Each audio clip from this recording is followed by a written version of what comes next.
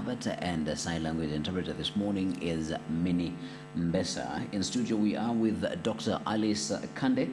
She is the Director General at the Kenya National Qualifications Authority, KNQA. And this morning, we are speaking about the place of the Kenya National Qualifications Authority in our country. And if you missed the first half of this conversation, I would say you go back and watch it. This is on our YouTube channel, because in that first half, Dr. Ari has spoken about the genesis of KNQA, its importance, and the role of KNQA. More so, where she has spoken about the qualifications and being able to be identified as say wa mechanic or mse wa welding or mama mboga mwenye amekuwa akibeg for all that time, and they are able to come and take you to an institution just to be able to qualify you for that particular skill that you have, and then you'd be able to get a certification.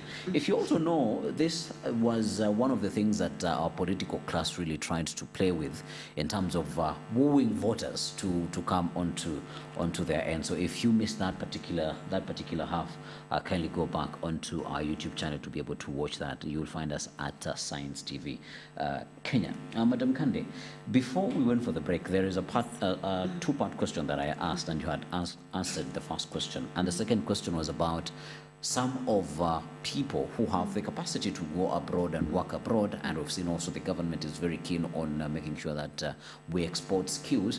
But unfortunately, when these skills are exported, people are told, hey, you do not meet the merit of this particular system. You need to increase your education. What answer would KNQA have to that? Is it that our training institutions, they fall short in some instances? What really is the difference in that? Right. Thank you, Alan, again. Allow me to look at it in two broad ways. And the first way is where I will say that one key role of a national qualifications framework, which in this case, for instance, in our country, is implemented by the Kenya National Qualifications Authority, is to ensure global competitiveness of qualifications and ensure that those qualifications are actually made visible. And that is where the registration in the National Qualifications Database came into place, because that database is accessible anywhere in this country. And not just being accessible, we're saying that that person who holds a certificate that is credible, it means that moving into any other space, that certificate should be deemed credible as well. So the other lens of looking at it now is beyond our national space. Now that we have built a well-framed national qualifications ecosystem that speaks to how do we identify credible qualifications recognizable by our employers. Now moving out, and of course as a country knowing that we've had a lot of mobility, labor mobility, and people needing to move with portable qualifications, that if you move with the diploma level 6 certification or level 7, which is a degree, you go to any country, the UK, Europe, any country within the continent, Asia, it should be accepted for that. We are bound by what we call global or regional conventions. Let me start at a closer scale, where, for instance, within the continent, there's what we call the Addis Convention on recognition of certificates and qualifications.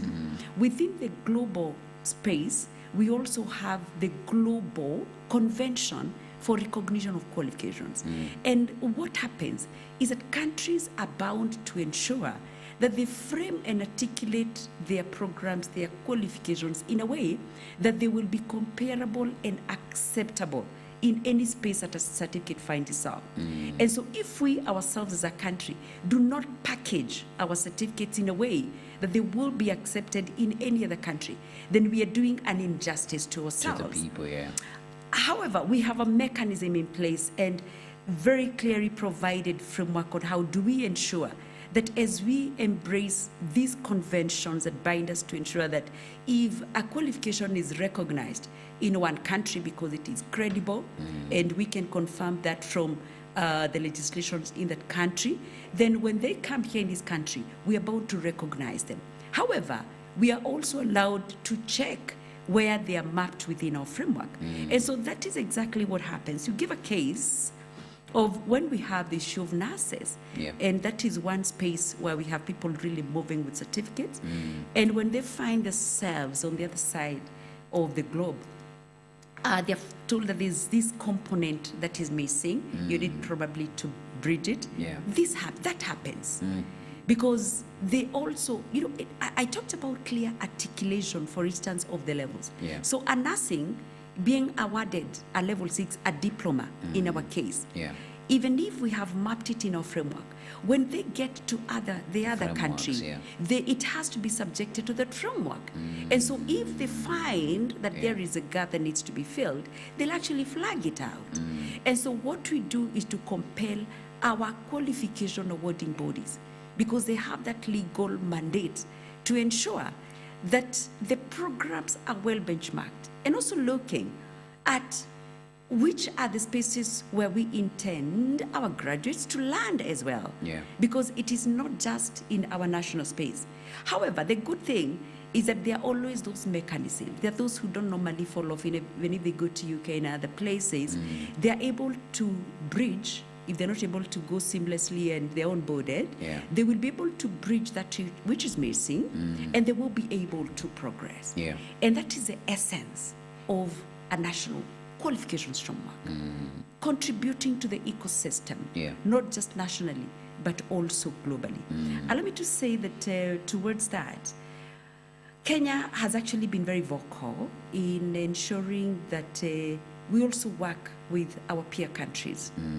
Within the East Africa community, for instance, we already have what we call in the East Africa Qualifications Framework that speaks to easy comparability of our qualifications frameworks, so that our 10 level can be easily interpreted by someone in Uganda, in Burundi, in Tanzania, all those of us there. Within the IGAD region, the 8 member states, we're also working very closely with our peer countries, because we know that is the closest of our peers where they are. And we see so many of our young people moving from one country to the other. We have so many, for instance, coming from Somalia, from South Sudan, from Eritrea, Djibouti, all the 8 member countries of IGAD. So we have what we call IGAD Qualifications Framework. And within the broader continent, we have what we call Africa Continental Qualifications Framework. Africa Continental Qualifications Framework brings all the 55 countries on board.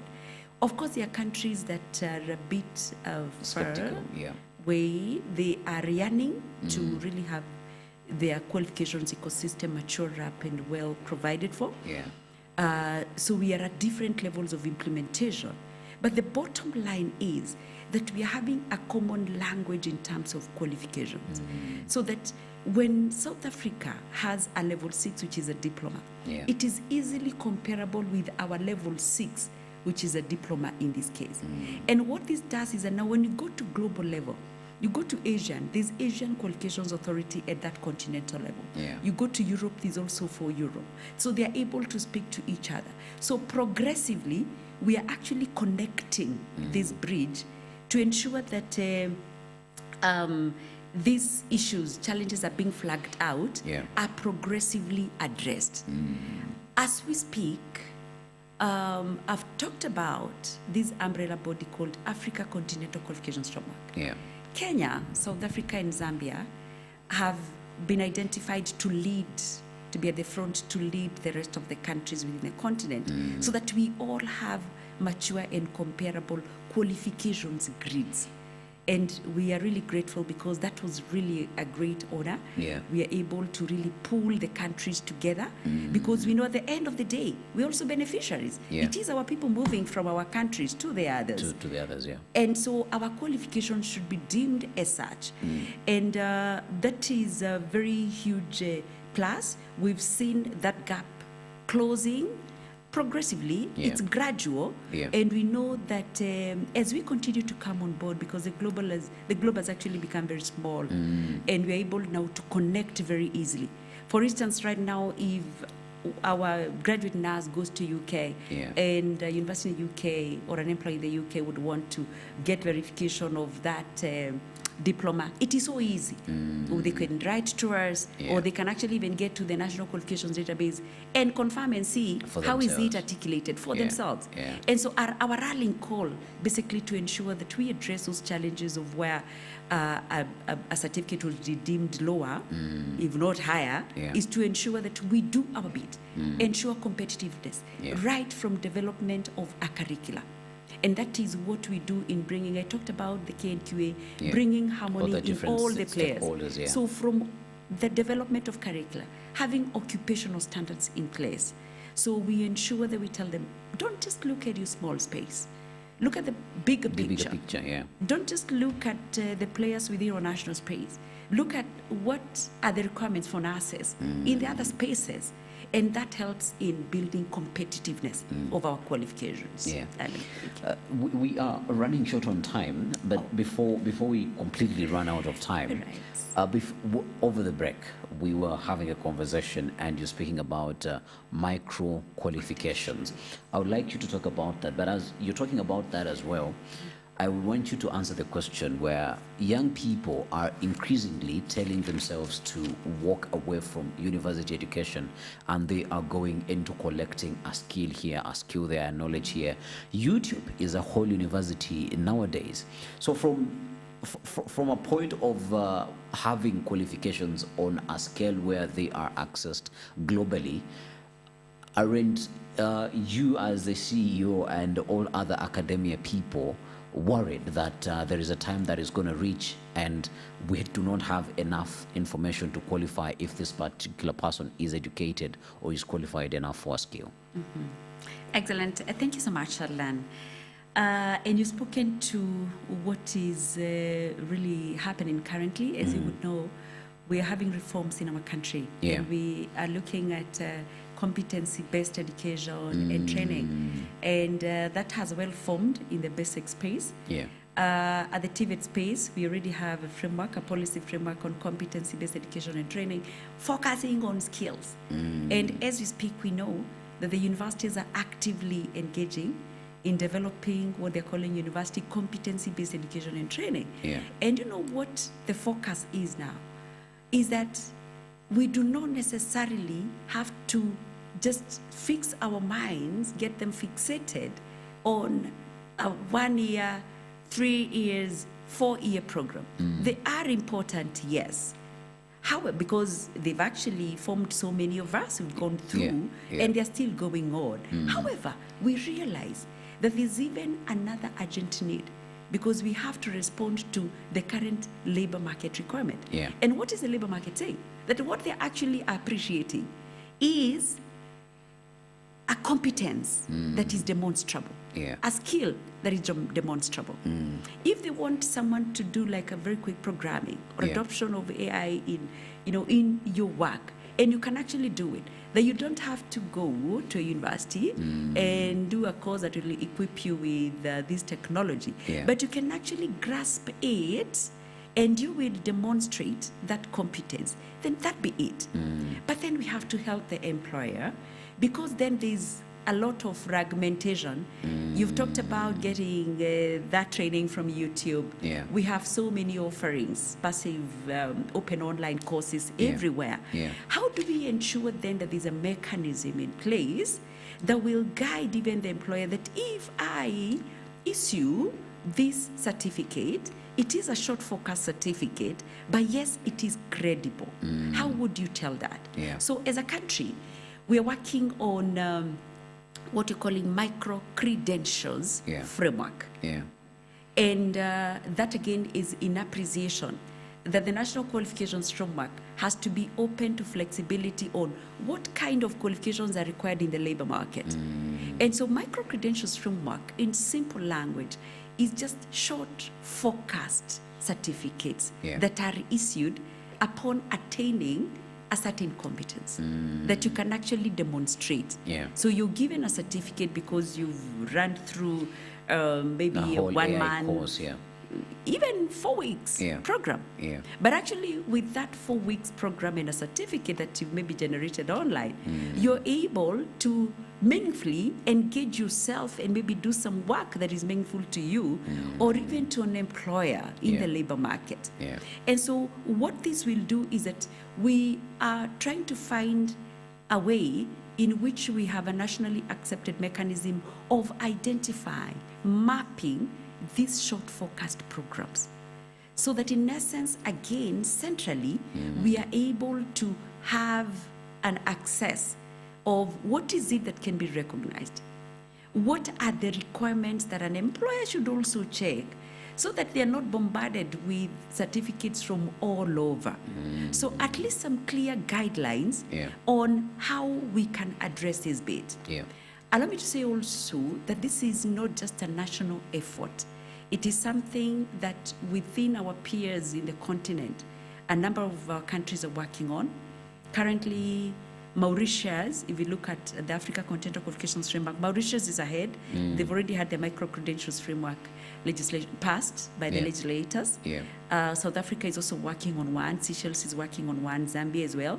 Like about 10 countries are making some progress because we realize that is an area that we must look at. However, we are not saying that it will phase out these programs that have long duration. It is just complementing.